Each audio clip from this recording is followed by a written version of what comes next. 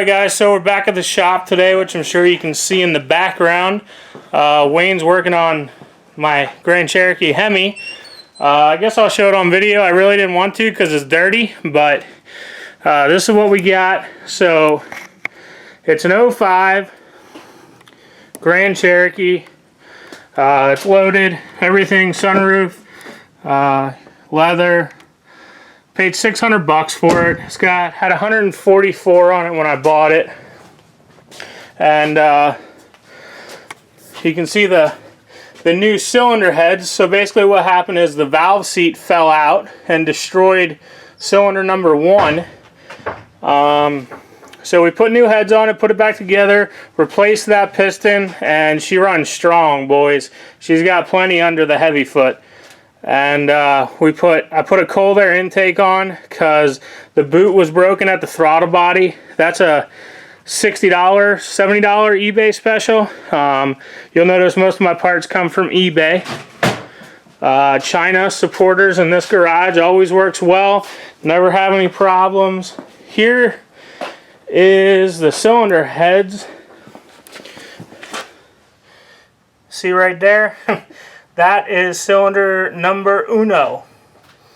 So, and then, oh yeah, right here too. I don't know, it's pretty dark over here. I don't know if you guys will be able to see it. Let me get it out.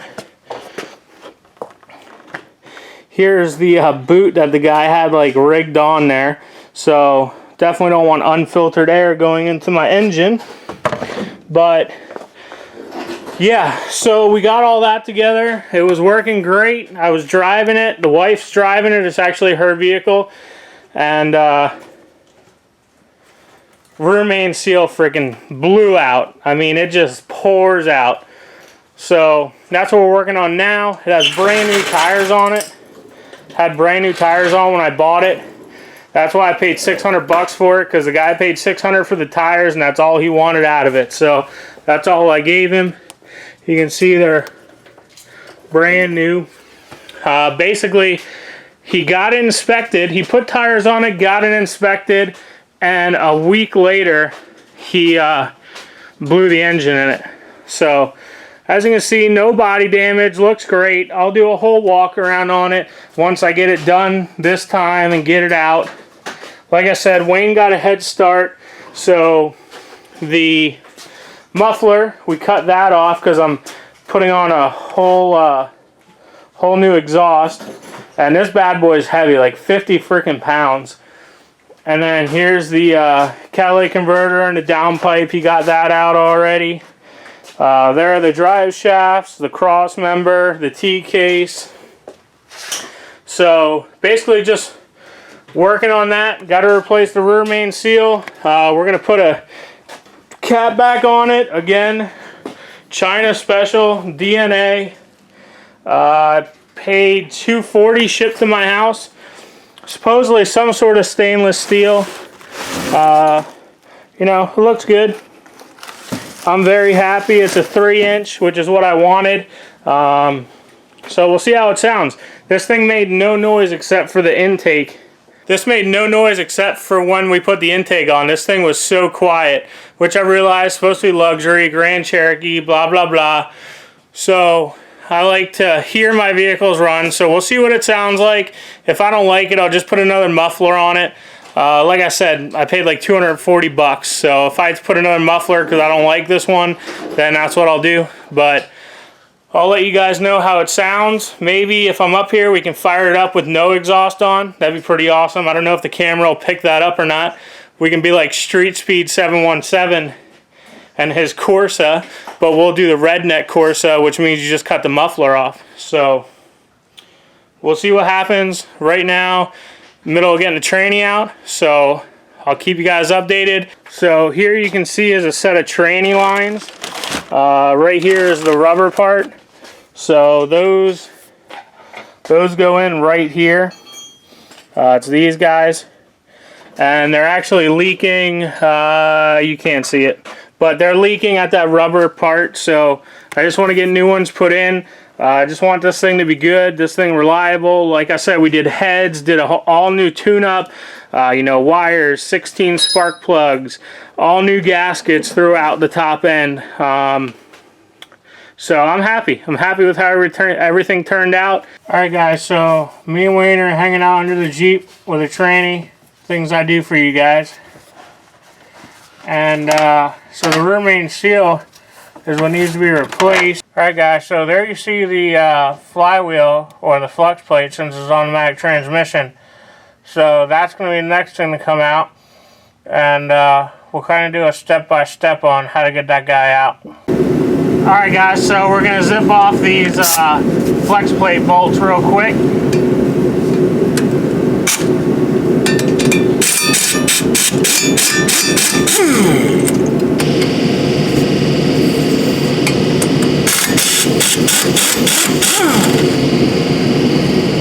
Alright, so the flex plate should just come right off now if everything goes correctly, which it does.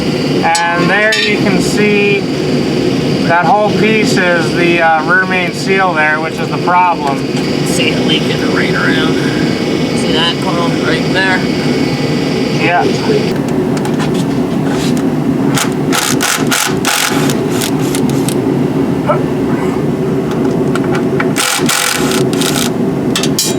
You got the 2 oil pan bolts.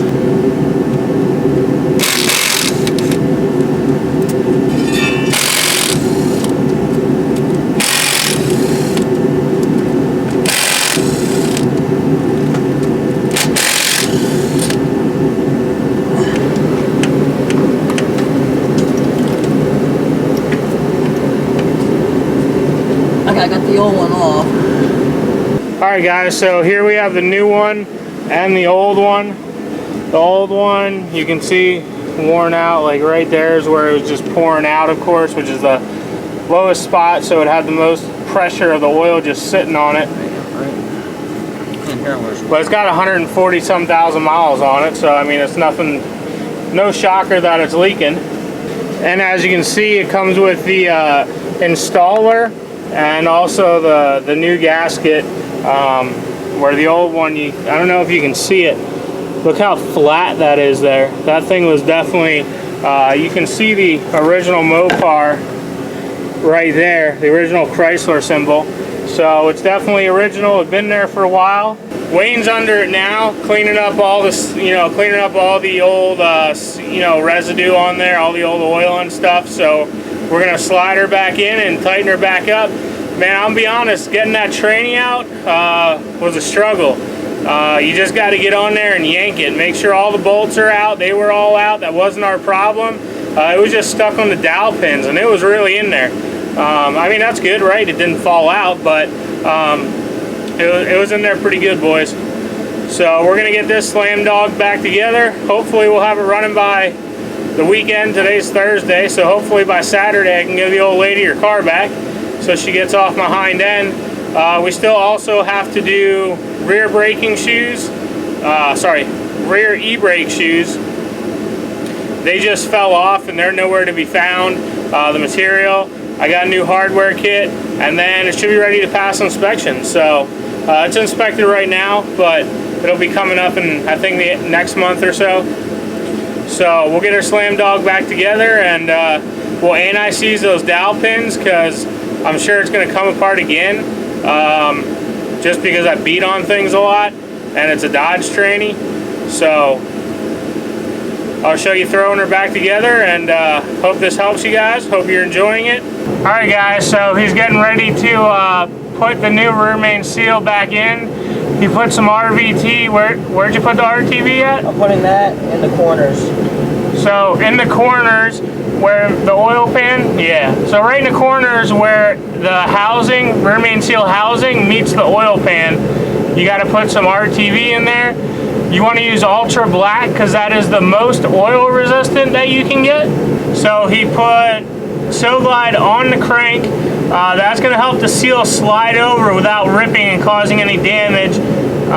So you always want to use Glide when you're dealing with seals and stuff like that, or silicone compound or something slippery that is going to give it a little bit of lube until oil or whatever is supposed to get there, because the oil actually helps keep the seal lubricated so it doesn't tear. And then as you can see the install tools there, I don't know if he's going to be able to use it. Yeah, you don't have to take the oil pan off, but it seems like it'd make things a bit easier. But with this being 4x4 and everything else that's just in the way, it's just not worth it. It's just worth struggling a little bit.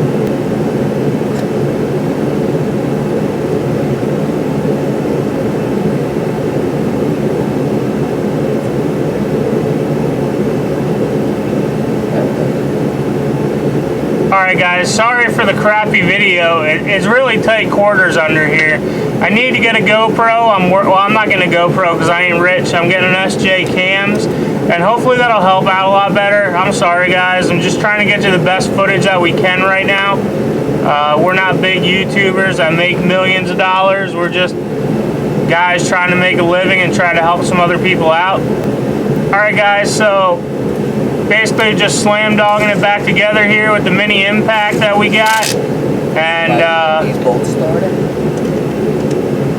Gonna slam it back together. We got to get the engine plate cover deal back on, and then the flex plate back on, and then we'll have the tranny back in. All right, so we're getting ready to put the tranny cooler lines back in. We got the old ones out. The easiest way to do it is take this oil filter housing off. Make sure you have new gaskets. Mine aren't shot, but I hope the dealer has them in stock because I really don't want to put those back on.